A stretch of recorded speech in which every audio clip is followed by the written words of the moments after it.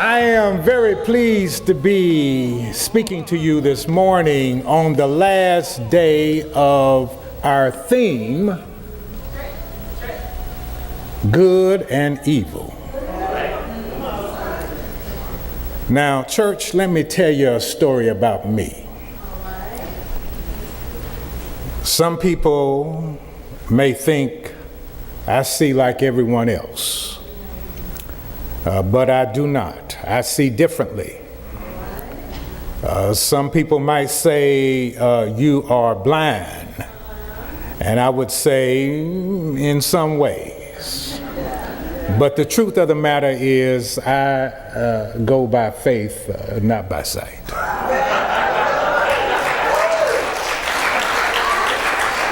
So I looked toward the website, which has the names of our themes corresponding with the month. And I put my finger on my wonderful iPhone that allows it to speak to me. As I push, it says what I'm pushing. And I scrolled down and it said, October. And I went over to the theme and it said, Vision. Now my finger must have moved because I said vision is great. I know something about not having vision, and I think I can speak a little bit about what vision could be if we imagine, right? But some kind of way I was reminded that, Brother Gerald, that's not the theme for October. But I believe that the Holy Spirit said you can put these two together. But you see, good and evil and vision are not that far apart. It depends on what you see, how you see, what is your frame. So I want to begin then with a story. Now, I'm not going to tell you the whole story because my Jewish mystic friends would be upset. But the story comes from Jewish mysticism, and it is the creation story. A lot of people don't understand that story because it's not told a lot, but it's buried in the ancient texts, how we became how we are. The story, in essence, the 10-second version of the story, is that God said, I want creation in this vessel. And this beautiful vessel had all of creation in it, but someone somehow tipped it over and it broke. So what was inside was all the goodness that God had. And so when the vessel was replaced upright, the shards began to come back into the vessel to make it whole again, except there were some shards that didn't make it. And they were down there scattered. And they had goodness on itself, on the glass. The goodness was there. But because it didn't have an interdependent web, you see, holding on to the other goodness, it was just little bitty pieces of goodness that got trapped into the rest of the glass, and that's how evil started. See, there's evil around us, but there's goodness in the evil.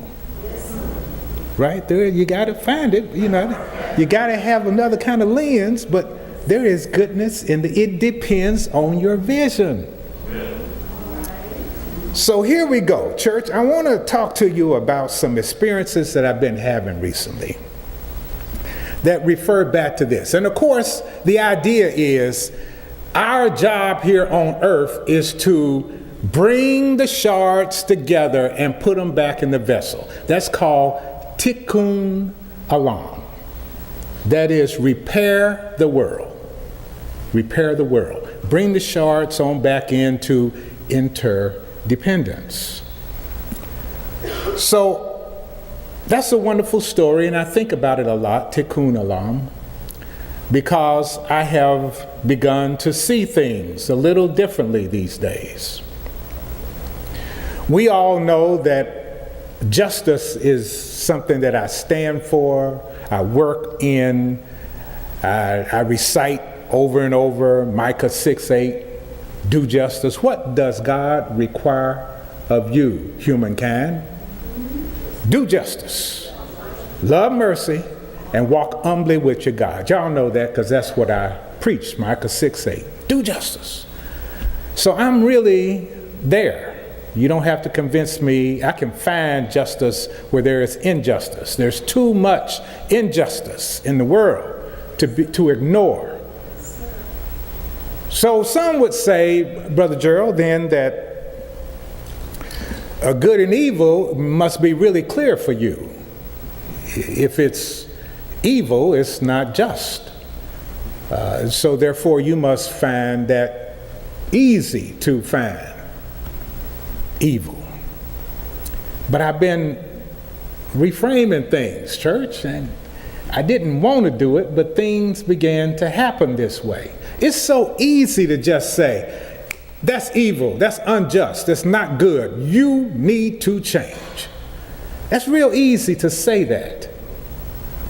But when you look past what you're saying into the experiences of that person, their story, the good and the evil thing begins to kind of get wavy.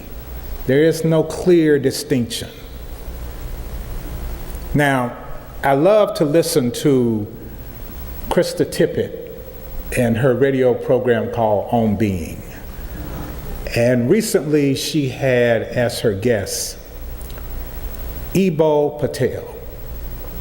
Ebo Patel started the Interfaith Youth Corps. He's a wonderful human being who is, he's into understanding diversity. And he said something recently on this program. He quoted Marcel Proust, a French writer, who said, the true journey of discovery is not finding new landscapes, it's developing new eyes. And he said that in order to say that he was once clearly kind of what Reverend Gerald is, you know, real clear. That's unjust, that's not good, but good, bad, evil, you know, evil, good. I mean, really clear. And then he said he started saying these things to his father. And his father was complaining to his father about his father being bourgeois. You know, back in the neighborhood, we call that bougie. Bougie. Yeah, bougie. Yeah, so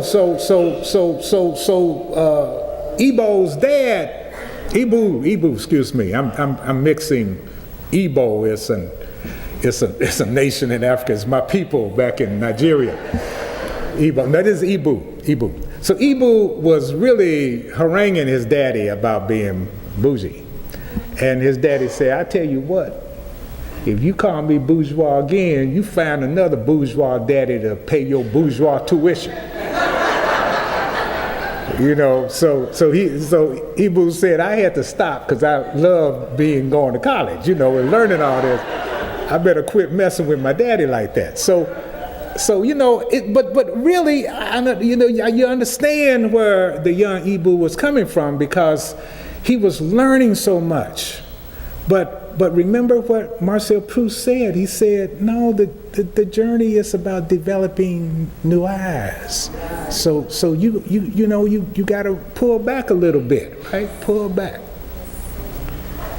So here's my experiences that have brought me to a place where I'm pulling back just a little bit, Reverend Dave, just a little bit, because see, I'm working on this thing of justice. I'm working with it, and we'll get there in a minute. I'll show you. But I'm not quite at the place that Ibu is. But he says some remarkable things that has me thinking.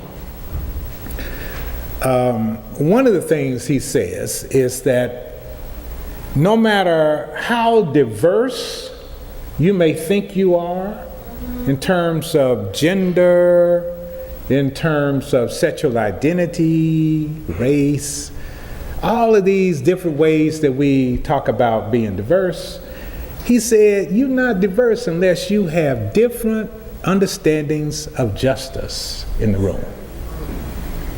And I twisted on that. Y'all, what do you mean different understandings? I mean, we know what's just and what's not just. And he said, no, you got to get a little bit deeper. Go a little bit deeper. So let me tell you this experience I've had. I've started using Uber. I'm an Uber man. It's a wonderful thing, that Uber, because I can be anywhere. I'll whip my phone out. The phone tells me where I am, And then I tell the phone where I want to go, and within minutes, church, somebody shows up and they have the name down there and what they're driving. I don't know what they're driving, I can't see that, but I know the name. And I've been places, I didn't know that folks knew me, but I was standing there and someone would say, Gerald, you called for Uber? Yeah. But I was really surprised when one day a friend of mine showed up and said, Reverend Gerald, come on here. And I said, you drive for Uber? He said, sure, I've been driving for Uber for 2 years. So I'm with my friend and we're having a good time. And he said, man, anytime you want to go anywhere, you just call me on my phone and then we'll do the Uber thing later, but you call me and I'll be there for you. And I love that, except church, it's not diverse. Because I learned something, and I've been learning things going with different Uber drivers. And so even though my friend, I love him, and on some things I will call him, But I'm not calling them every time I use Uber, because I'm enjoying who I meet. I met this young white guy one day who had as his GPS, telling him which way to go, the voice of Medea.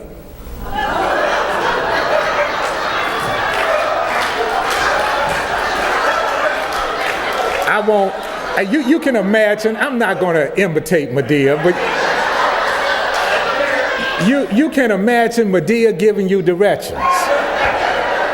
I'm talking to the young man and I'm hearing this, and turn left, and go, what's the matter with you? And I'm going, what? And I said, what? Not really able to articulate, but just pointing, going, oh. And he says, that's Medea. And so we were on then, we were taking off. And then he got really loose, he had to tell me, I'm white. And I'm saying, okay, yeah. And then he said, I'm going to a Halloween party and I'm thinking about dressing up like Medea. And I said, well, wait a minute, partner. I said, black people got a thing about white folks and blackface. I said, you might not want to do that. That may not come across the way you want it to. But that was just one. We had a wonderful time. This guy is very interesting, very.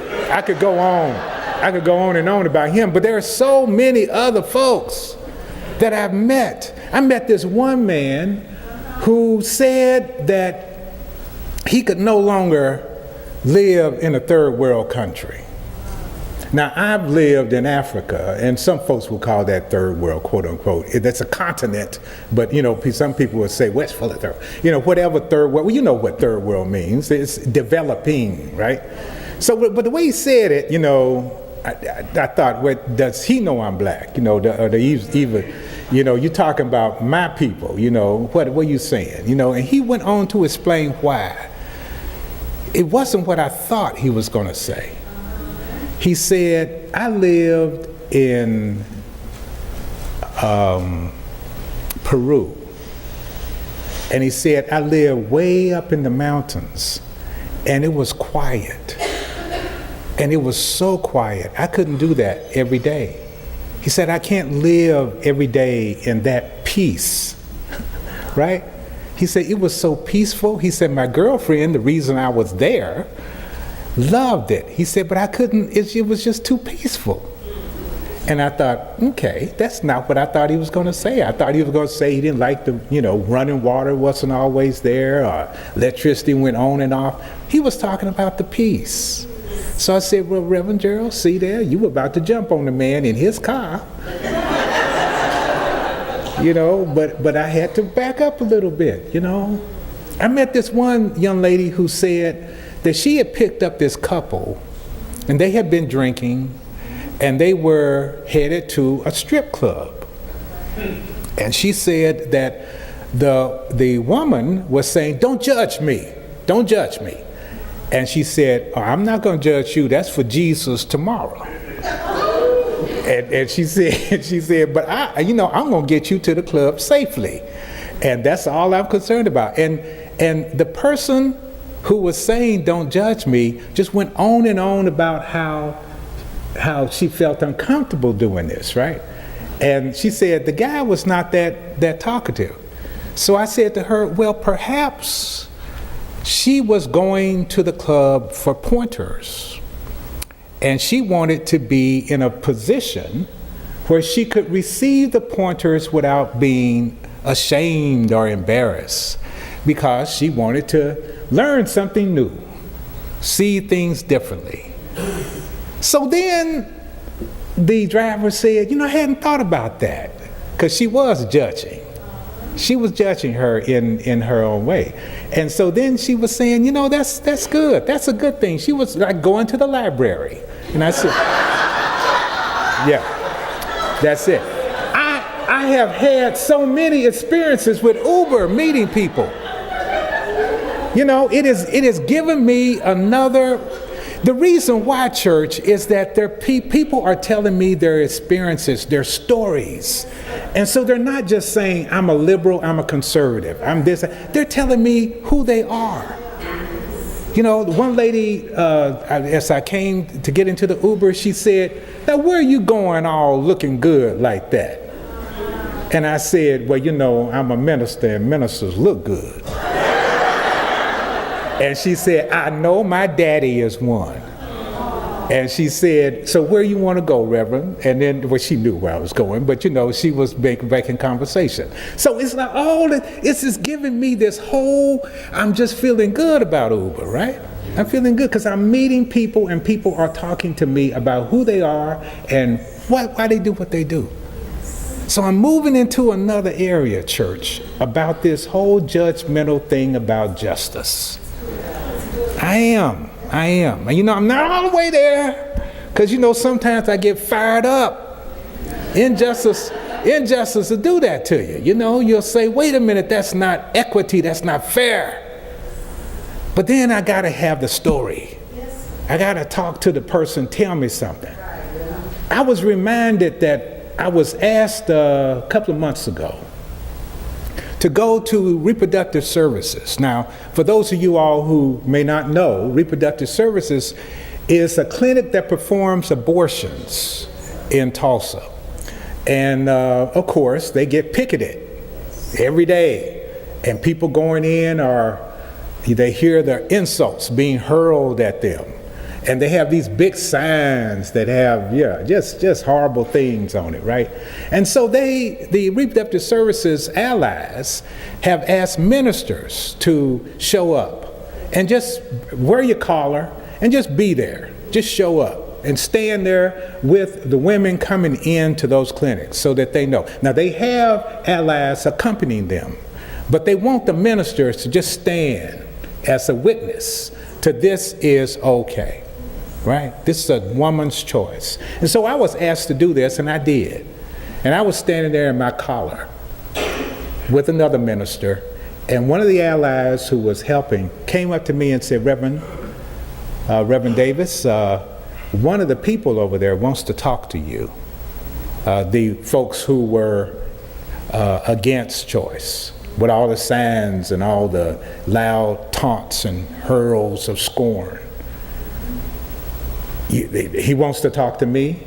Yeah, Reverend Davis, he's okay. He's a guy that likes to talk instead of just saying things. He likes to talk. And I said, okay, let's do that.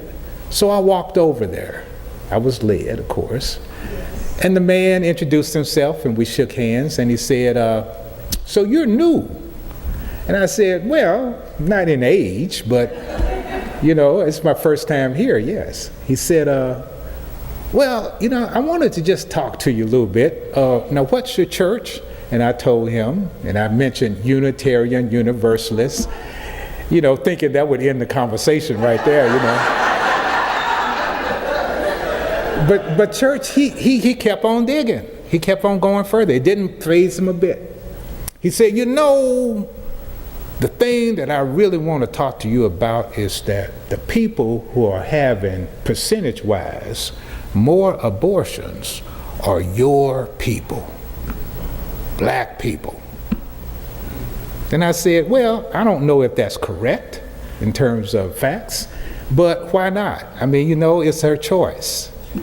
And he said, we went into this, and we went into just we were up here, well, yeah, but then we started going a little deeper, because I started asking little questions about you. So where do you live? And so, do you have any grandchildren? And what, how are they treated? And da da da. So we went a little bit, and we got into that place where we were talking to one another as, I have children, you have children. I grew up in a small town. You did, and you still live there in a small town. The merits of being around people you grew up with who are now the leaders of the community, and having that close relationship with folks. We were talking about everything except abortion, right? So we were into that level of just talking. You know how it is, you're just talking. And then I think some of his cohorts kind of started moving over there to him. They started moving to him and playing the music a little bit louder, and, it's kind of like, get back on the job, Sam, that kind of thing. So we agreed that we disagree, but we shook hands at the end and said, well, I'll be back, and yeah, I will too, And that was it. But see, church, that experience was several months ago, but I didn't keep it.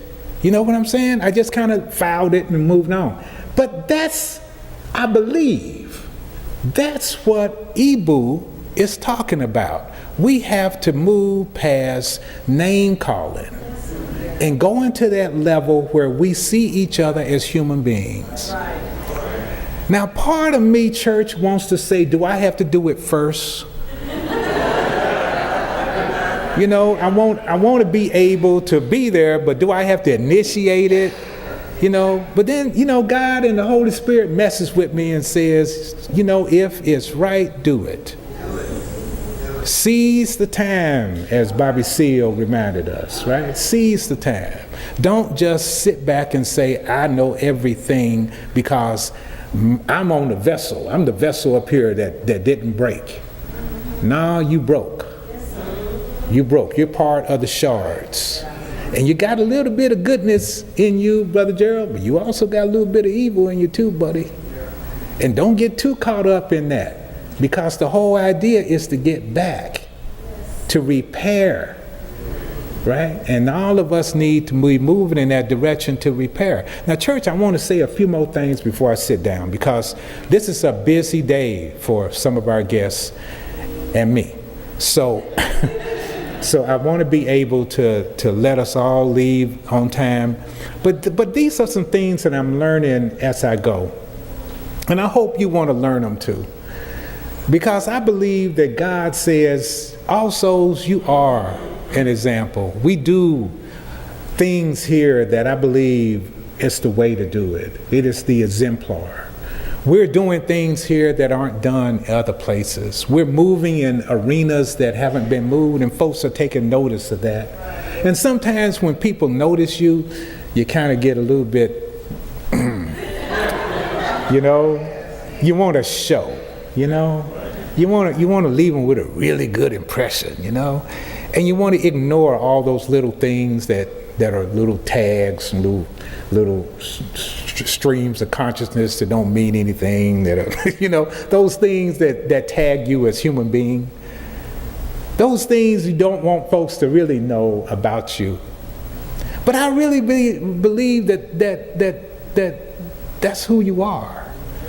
That we all have some wounds that we are nursing.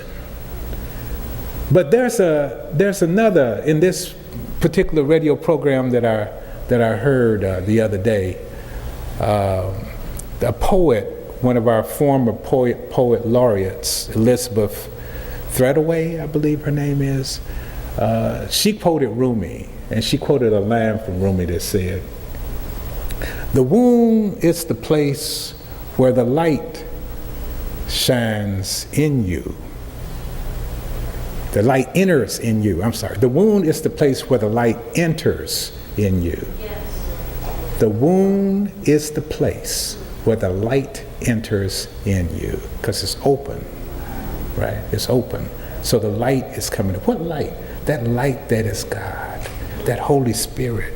So that wound that we have, that we want to hide, we don't want people to know these things about us. We'll just go with the real name, that we just say, I'm a progressive, you know, I'm a Unitarian, I'm a liberal, I'm a black man, and just throw those things out there, which we are, but we're the and I hurt, and I feel pain, and I crave intimacy, and I love baseball,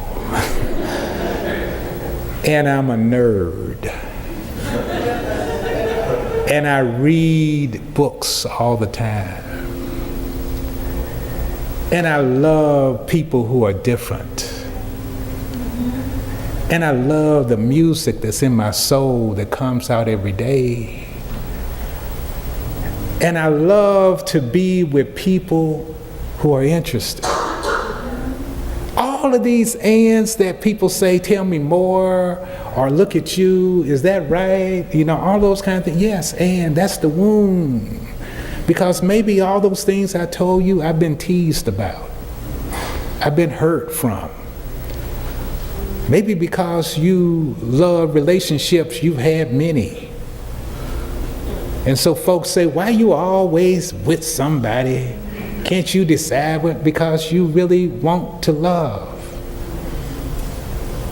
And a name that is hurled at you because you love hurts. So you don't tell anybody anything, and when you're really with someone, you try to be retiring because you really don't want to say how much you really love being there with them, because they may think you're too anxious. But all of that is a wound that you're trying to hide, but I'm telling you, the light comes in the wound. When you let that light hit that wound, it begins to heal. Light enters the wound, giving you substance, church. So you're more than just a label. You're deep, you're substance, you're somebody. There's a litany as I get ready to leave that is found in our hymnals, and the litany is called the Litany of Restoration, and it's number 576, but don't read it, don't read it, because I'm going to change it.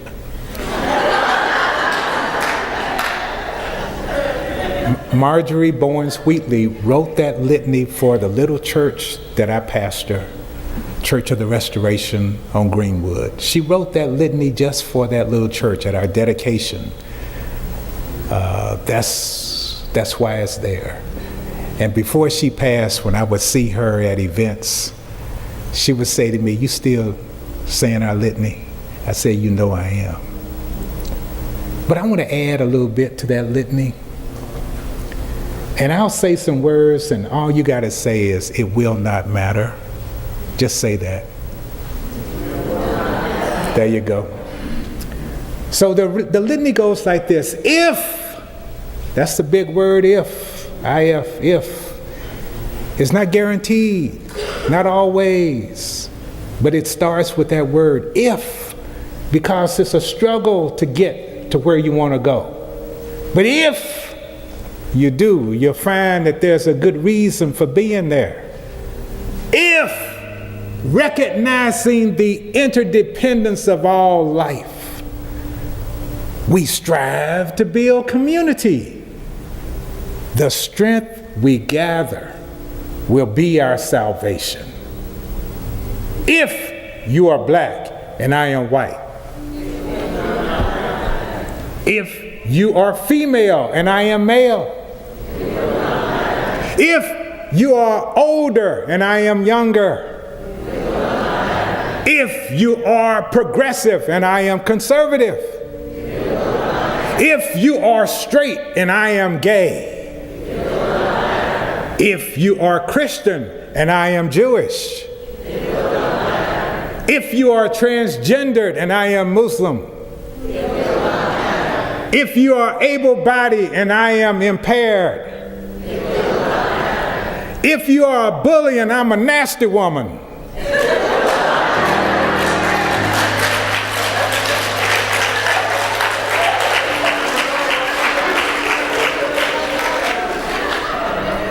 but if we join spirits as brothers and sisters, the pain of our aloneness will be lessened, and that does matter. So in this spirit, we build community and move towards restoration.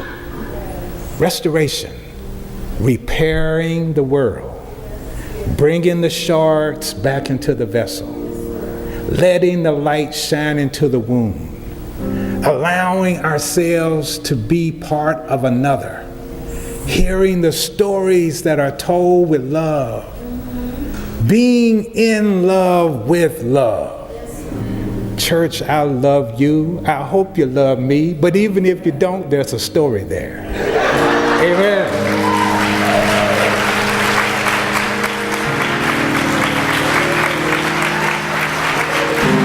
No, we love Reverend Gerald. We love it. Let's all stand together. This little light of mine, I'm gonna let it shine. Do a final benediction. You're gonna do it. This little light of mine, I'm gonna let it shine. We are your church, and we are proud to be your church, or at least a church that's having a positive impact on your life. I am personally blessed to be your minister, or at least a minister who you're allowing to speak into your life. I hope you'll support our ministry and share your love beyond belief by texting LOVEBB to 41444 or go to our website.